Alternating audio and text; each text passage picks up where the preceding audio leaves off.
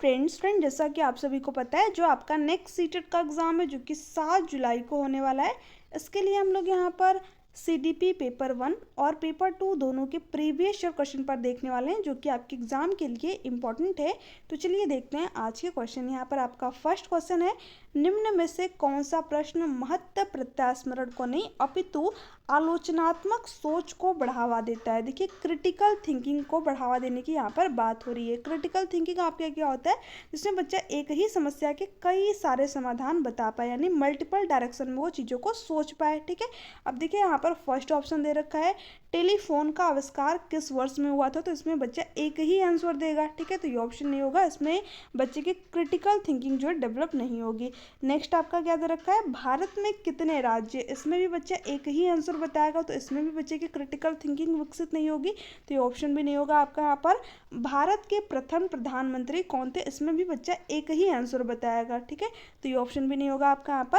यहाँ पर fourth option आपका करेक्ट आंसर हो जाएगा, जेंडर रूढ़िवादिता को चुनौती देने के लिए क्या विभिन्न तरीके हो सकते हैं। ठीक है, ये क्या करेगी, बच्चे की क्रिटिकल थिंकिंग को यहाँ पर प्रोत्साहित करेगी, इनक्रेज करेगी। तो यहाँ पर आपका फोर्थ ऑप्शन जो है राइट आंसर हो जाएगा। जब भी विभिन्न तरीके से सोचने की बात हो तो वहाँ पर वो ऑप्शन आपका सबसे अप्रोप्रिएट होगा, सही होगा क्रिटिकल थिंकिंग के केस में। तो आपका फोर्थ ऑप्शन करेक्ट है। नेक्स्ट स्टेप आपका यहाँ पर, एक समावेशी कक्षा के संदर्भ में निम्नलिखित में से कौन सा कथन सही है। देखिए इंक्लूसिव क्लासरूम की यहाँ पर बात हो रही है। इंक्लूसिव क्लासरूम क्या कहती है कि हमें सभी बच्चों को इंक्लूड करके, समाहित करके जो है एजुकेशन प्रोवाइड करनी है, चाहे बच्चा दृष्टिबाधित हो या फिर श्रवण बाधित हो। ठीक है, हमें सभी प्रकार के बच्चों को जो है एजुकेशन प्रोवाइड करनी है, और कैसे, एज पर नीड। ठीक है, क्षमता की बात करती है आपकी इंक्लूसिव क्लासरूम, जैसे बच्चे की जरूरत है उसके अकॉर्डिंग उसको चीज़ें प्रोवाइड करके। फॉर एग्जाम्पल अगर एक दृष्टिबाधित छात्र है तो ऐसे में उसको जो है उसके सामने चित्रात्मक चीज़ें प्रस्तुत की जाए। ठीक है, अगर बच्चा जो है थोड़ा बहुत सुन सकता है तो उसको क्लासरूम में आगे बैठाया जाए, या फिर बच्चा दृष्टिबाधित हो तो उसको स्पर्श करने वाली चीज़ें प्रोवाइड की जाए। तो एज पर नीड, जैसे बच्चे की जरूरत है उसके अकॉर्डिंग उसको चीज़ें प्रोवाइड करके जो है एजुकेशन देने की बात आपकी इंक्लूसिव एजुकेशन, समावेशी शिक्षा कहती है।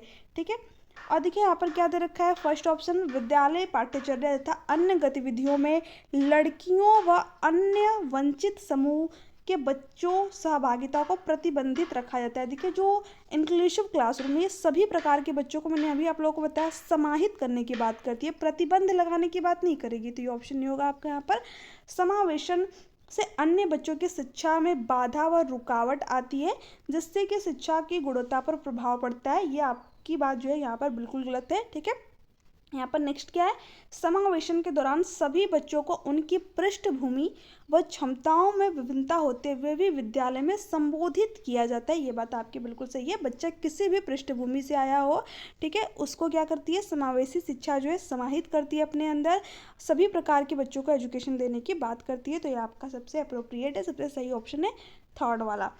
समावेशन केवल विकलांगता से जूझते बच्चों से संबंधित ही होता है, क्योंकि समावेशन में केवल वे ही लाभान्वित होते हैं, नहीं, सभी प्रकार के बच्चों की ये बात करती है। ठीक है, तो ये ऑप्शन भी नहीं होगा। वैसे भी केवल क्या होता है आपका, निगेटिव वर्ड होता है। तो थर्ड ऑप्शन आपका यहाँ पर करेक्ट है। अब चलते हैं नेक्स्ट क्वेश्चन की ओर।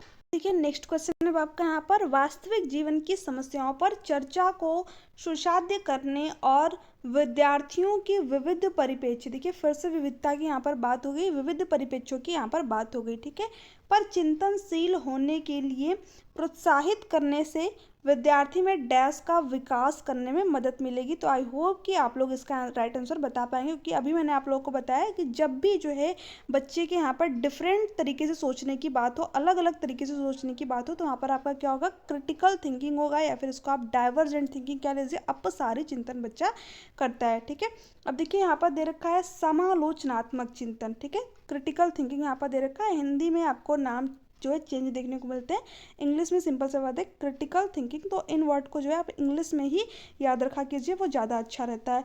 तो आपका यहाँ पर फर्स्ट ही ऑप्शन करेक्ट है। अधीनता की यहाँ पर बात नहीं हो रही है, आत्म केंद्रितता की भी नहीं हो रही है, भ्रांतियाँ आपका यहाँ पर होगा नहीं, यहाँ पर ए ऑप्शन करेक्ट है। नेक्स्ट है, अब देखिए ये नेक्स्ट क्वेश्चन है, और ये क्वेश्चन आप सभी के लिए यहाँ पर इंपॉर्टेंट हो जाता है। क्यों? क्योंकि जो आपका 21 जनवरी को सीटेट का एग्जाम हुआ था उसमें सेम इसी टाइप का क्वेश्चन आपके एग्जाम में पूछा गया था। ठीक है, ले वाइगोस्की के अनुसार एक शिक्षिका की प्राथमिक भूमिका क्या है? विद्यार्थियों को सूचनाएं हस्तांतरण करना और हूबहू पुनरावृत्ति पर बल देना। देखिए, जो भी कंस्ट्रक्टिविज्म रचनावाद से संबंध रखते होंगे वो कभी भी रोट नरेशन को बढ़ावा देने की बात नहीं करेंगे। जैसे कि आपके ले वाइगोस्की हो गए, जीन प्याजे हो गए, एनईपी हो गया, आपका एनसीएफ हो गया। तो यहाँ पर फिर दे रखा है कि विद्यार्थियों को सूचनाएं हस्तांतरण करना यानी उनके माइंड में जो है ज्ञान को भर देना, ठीक है। और हूबहू पुनरावृत्ति यानी कहीं ना कहीं रोट मेमोराइजेशन की यहाँ पर बात हो रही है, तो ये ऑप्शन आपका नहीं होगा। बच्चों के चिंतन को आलम्बन पाठ प्रदान करना, ये बात आपकी यहाँ पर बिल्कुल सही है। अगर आपने 21 जनवरी को सीटेट का एग्जाम दिया होगा तो आप इस चीज़ को रिलेट कर पा रहे होंगे यहाँ पर कि जो आलम्बन वर्ड है, ठीक है, ये इस बार आपके सीटेट के एग्जाम में देखने को मिला था, ठीक है। इस बार जो है थोड़ा सा इन्होंने डिफ़िकल्ट वर्ड दिया, तो इसको मैंने देखा जब प्रीवियस ईयर क्वेश्चन पर को, तो उसमें एक जगह आपका ये वर्ड जो है दे रखा था। तो आप जो है, मैंने आप लोगों को पहले ही बताया कि जो वर्ड होते हैं आप उनको इंग्लिश में याद कीजिए, ठीक है। यहाँ पर आपका स्कैफ होल्डिंग, ठीक है, जो भी अभ्यर्थी स्कैफ होल्डिंग नहीं पढ़ के गए होंगे उनको यहाँ पर थोड़ी सी प्रॉब्लम हुई होगी, क्योंकि ज़्यादातर जो आपका नाम देखने को मिलता है वो क्या मिलता है, पाड़ या फिर ढांचा, ठीक है। बट इस बार थोड़ा सा इन्होंने चेंज कर दिया, इन्होंने आलम्बन दे दिया, ठीक है। ये आपका मेरे ख्याल से 2019 में दिया हुआ है, ठीक है। तो मैंने प्रीवियस ईयर क्वेश्चन पर मैं देखा तो ये मुझे मिला, तो इसलिए मैंने इस क्वेश्चन को यहाँ पर ऐड कर दिया, ठीक है। तो देखिए, ये आपका होता क्या है बेसिकली, आलम्बन या फिर पाड़। जैसे कि हम बच्चे को क्या करते हैं, टेम्परेरी यहाँ पर हेल्प देते हैं, है ना, संकेत देते हैं, एक तरीके से उसको इशारा देते हैं या फिर थोड़ा सा सहारा दे देते हैं। जैसे कि बच्चा जब पहले साइकिल स्टार्ट करता है चलाना, तो स्टार्टिंग में तो साइकिल नहीं चला पाता, ठीक है, बट उसके जो पेरेंट्स होते हैं या फिर जो टीचर्स होते हैं या फिर जो है उसके पीयर ग्रुप होते हैं, जो फ्रेंड सर्कल होता है उसका, वो क्या करते हैं, वहाँ पर उसको हेल्प करते हैं, यानी पीछे से पकड़ के रखते हैं। तो बच्चा क्या करता है, साइकिल चलाना सीख जाता है खुद से, है ना। तो वहाँ पर वो क्या कर रहे हैं, उसको स्कैफ होल्डिंग प्रदान कर रहे हैं, पाड़ प्रदान कर रहे हैं, ठीक है। स्टार्टिंग में आपने देखा होगा, छोटा बच्चा होता है तो वो लिख नहीं पाता है चीज़ों को, तो वहाँ पर भी क्या किया जाता है, उसको हाथ पकड़ के उसका लिखवाया जाता है। तो वहाँ पर हम लोग क्या करते हैं, उसको कहीं ना कहीं सहारा देते हैं, इसका फोल्डिंग देते हैं, है ना। तो ये आपका बी ऑप्शन जो है करेक्ट आंसर यहाँ पर हो जाएगा। ओके, आई होप कि ये क्वेश्चन आप लोगों को समझ में आ गया होगा। यहाँ से रिलेट करके कई बार आपके एग्जाम में कई तरीके से क्वेश्चन बना हुआ है, तो इसलिए इस पर मैंने ज़्यादा टाइम लिया। तो यहाँ पर ऑप्शन नंबर बी आपका करेक्ट आंसर हो जाएगा। इनाम व सजा का उपयोग करके बच्चों के अधिगम को प्रोत्साहित करना। देखिए, इनाम और सजा का जो है उपयोग नहीं करना है हमें, क्योंकि बच्चा या तो फिर इनाम पाने के लिए कार्य करेगा या तो सजा से बचने के लिए कार्य करेगा, तो ये ऑप्शन आपका नहीं होगा। बच्चे के स्मरण कौशल को बढ़ावा देना, ये बात कहना आपका यहाँ पर बिल्कुल गलत है, तो ये ऑप्शन आपका यहाँ पर गलत हो जाएगा। नेक्स्ट है, अब देखिए नेक्स्ट क्वेश्चन क्या है आपका यहाँ पर, जीन प्याजे के अनुसार किस चरण में बच्चे केंद्रीयता की सीमाओं से उभरकर तार्किक चिंतन कर पाते हैं। देखिए, जो बच्चा लॉजिकल थिंकिंग है वो कब कर पाता है, जब वो प्याजे की थर्ड स्टेज में रहता है, कॉन्क्रीट ऑपरेशनल स्टेज में रहता है ना। अब देखिए, जो प्याजे हैं उन्होंने की संज्ञानात्मक विकास की 4 अवस्थाएं बताई थी। कौन कौन सी आपकी यहाँ पर, सेंसरी मोटर स्टेज यानी कि संवेदीय चालक अवस्था या फिर इंद्रिय गामक अवस्था कह लीजिए, ठीक है। सेंसरी मोटर स्टेज जो कि आपका जन्म से 2 साल तक का होता है, जिसमें जो बच्चा होता है, और उसके बाद में पूर्व संक्रियात्मक अवस्था जो कि 2 से 7 साल तक होता है, इसमें बच्चा यानी कि प्री ऑपरेशनल स्टेज, और तीसरी क्या आपकी कॉन्क्रीट ऑपरेशनल स्टेज, जिसमें जो बच्चा होता है वो 7 से 12 साल तक का होता है, ठीक है। लास्ट है आपकी फॉर्मल ऑपरेशनल स्टेज, जिसमें कि बच्चा 11 एबव होता है ना। अब देखिए, जो बच्चा प्याजे के थर्ड स्टेज में होता है यानी कि मूर्त संक्रियात्मक कॉन्क्रीट ऑपरेशनल स्टेज में रहता है, वो क्या कर पाता है, लॉजिकल थिंकिंग कर लेता है, ठीक है। तो आपका थर्ड ऑप्शन यहाँ पर राइट आंसर हो जाएगा। यहाँ पर एक चीज़ और दे रखा है कि बच्चे केंद्रीयता की सीमाओं से उभर कर, केंद्रीयता आपका क्या होता है, जैसे कि ये कब आता है, आपका जो केंद्रीकरण होता है बच्चे के अंदर वो प्री ऑपरेशनल स्टेज में आता है ना। जैसे कि आप जो है बच्चे को अगर 2 जार दे दीजिए, ठीक है, दोनों में जो है जो क्वांटिटी है, जो मात्रा है वो सेम होनी चाहिए, बट एक जार जो है आपका यहाँ पर लंबा है और एक जार जो है यहाँ पर चौड़ा है, तो बच्चा क्या करेगा, लंबे वाले जो जार उसमें जो भी चीज़ें आपकी इंक्लूड होगी, मान लीजिए कोई जूस है तो उसको वो जो है यहाँ पर लेगा, क्योंकि बच्चे के अंदर जो है केंद्रीकरण होता है, बच्चे का ध्यान एक ही चीज़ पर जो है सेंटर्ड होता है, वो ये रिलेट नहीं कर पाता है कि जो शेप और साइज है उसके चेंज होने से क्वांटिटी जो मात्रा है वो चेंज नहीं होती। तो ये बच्चे में कब आती है, जब वो 2 से 7 साल का होता है, तो उसके अंदर जो है केंद्रीयता जो है आ जाती है। ठीक है, तो अब देखिए केंद्रीयता की सीमाओं से कब उभर जाता है बच्चा, यानी बाहर निकल जाता है, यानी कि जो बच्चा 7 से लेकर के 12 साल तक का होगा उसको अगर जो है आप एक चौड़े ग्लास में जूस दे दीजिए या फिर जो है एक लंबे ग्लास में जो जूस दे दीजिए, वो दोनों में से किसी को ले लेगा। ठीक है, यानी उसको ये समझ में आ जाएगा कि जो क्वांटिटी है, जो मात्रा है वो सेम है। ठीक है, साइज के चेंज होने से यहाँ पर कोई भी उस पर इफेक्ट नहीं पड़ रहा है। ठीक है, तो आई होप कि आप लोगों को ये चीज़ समझ में आ गई होगी क्योंकि यहाँ से भी रिलेट करके आपके एग्जाम में कई बार क्वेश्चन बना हुआ है। तो ये आपका यहाँ पर थर्ड ऑप्शन जो है राइट आंसर हो जाएगा। ठीक है, नेक्स्ट है, अब देखिए यहाँ पर क्या दे रखा है। 5 साल का रमेश तर्क करता है कि एक चौड़े ग्लास से एक लंबे ग्लास में पानी डाला गया, पानी मात्रा में अधिक हो गया है। अभी मैंने आप लोगों को यही वाला एग्जांपल देख के बताया कि एक चौड़ा जो है यहाँ पर कहा गया कि एक चौड़ा ग्लास है। ठीक है, और एक क्या है, एक लंबा ग्लास है। ठीक है, और जब इस चौड़े ग्लास में से इस लंबे ग्लास में पानी जो है डाला गया तो पानी क्या हो गया, मात्रा में अधिक हो गया। तो बच्चा जो है क्या कर पा रहा है, यहाँ पर जो है केंद्रीकरण है उसके अंदर, ये चीज़ वो नहीं समझ पा रहा है कि जो साइज है, शेप और साइज है, अगर वो चेंज कर दी जाए तो क्वांटिटी में जो मात्रा होती है उसमें कोई भी चेंज नहीं होता है ना। तो ये किस स्टेज में होगा, 2 से 7 साल का यहाँ पर बच्चा होगा। ठीक है, यानी कि प्री ऑपरेशनल स्टेज में होगा, 2 से 7 साल का बच्चा यहाँ पर होगा, है ना। अब देखिए यहाँ पर रीजन क्या दे रखा है, मूर्त संक्रियात्मक अवस्था में बच्चे समस्याओं को व्यवस्थित और तार्किक तरीके से हल नहीं कर पाते हैं।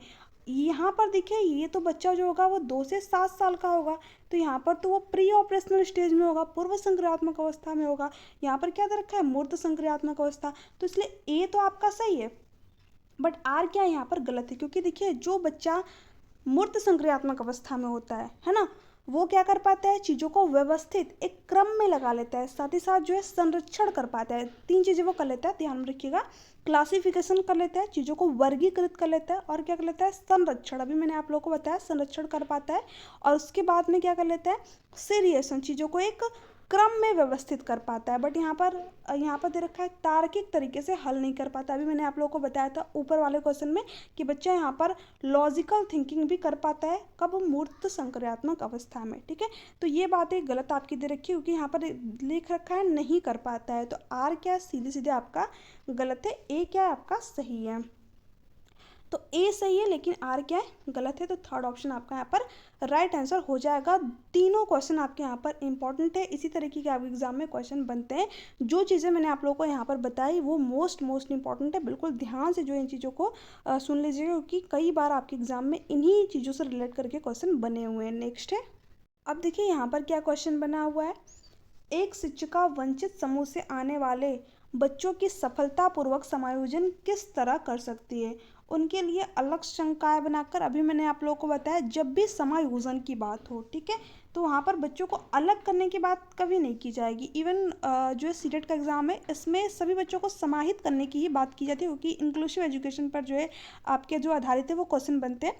तो अलग करने की तो बात यहाँ पर नहीं होगी, ट्यूशन देने की भी बात यहाँ पर नहीं होगी। उनके सामाजिक व सांस्कृतिक परिवेश की उपेक्षा करके, उपेक्षा नहीं करनी है हमें, सामाजिक और जो बच्चे का सामाजिक और सांस्कृतिक परिवेश उसको क्या करना है, महत्व देना है। ठीक है, महत्व देना, उसको महत्वपूर्ण समझना है। तो ये ऑप्शन नहीं है आपका यहाँ पर। उनमें अपनेपन की भावना पैदा करके वह उनका आत्मविश्वास बढ़ाकर, ये बात बिल्कुल सही है। जब एक टीचर क्या करता है, बच्चे से इमोशनली रूप से कनेक्ट होता है, यानी कि उनके अंदर क्या करता है, अपनेपन की भावना पैदा करता है, तो ऐसे में जो बच्चा होता है वो अपनी प्रॉब्लम टीचर्स के साथ में शेयर करता है, और साथ ही साथ जो उसका कॉन्फिडेंस लेवल होता है वो क्या होता है, इंक्रीज होता है। तो यहाँ पर फोर्थ ऑप्शन आपका करेक्ट है। अब देखिए ये क्वेश्चन आपके एग्जाम में बना, यहाँ पर क्या पूछा है, और इम्पॉर्टेंट क्वेश्चन है क्योंकि अब इस टाइप के क्वेश्चन आपके एग्जाम में ज़्यादा आने लगे हैं।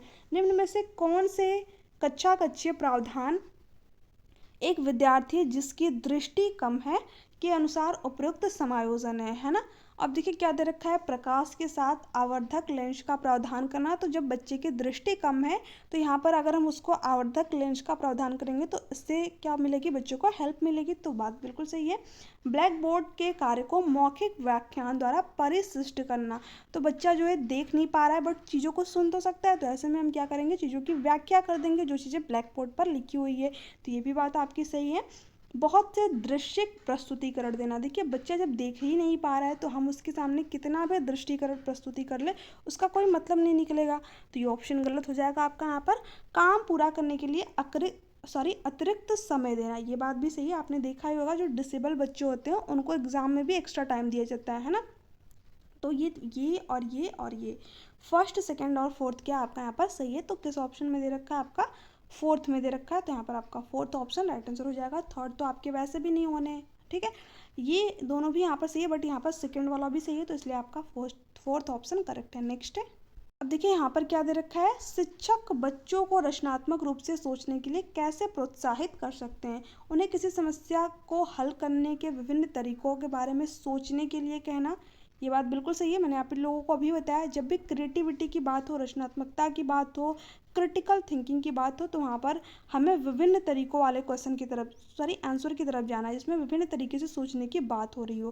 तो ये बात बिल्कुल सही है। उन्हें उत्तर रटने के लिए, अगर रटना क्या होता है, आपका निगेटिव वर्ड होता है, तो ये नहीं होगा। प्रत्यास्मरण पर आधारित प्रश्न पूछकर, यानी बच्चे ने जो चीज़ें रटी हुई हैं उस पर आधारित प्रश्न देकर, तो ये भी गलत हो जाएगा।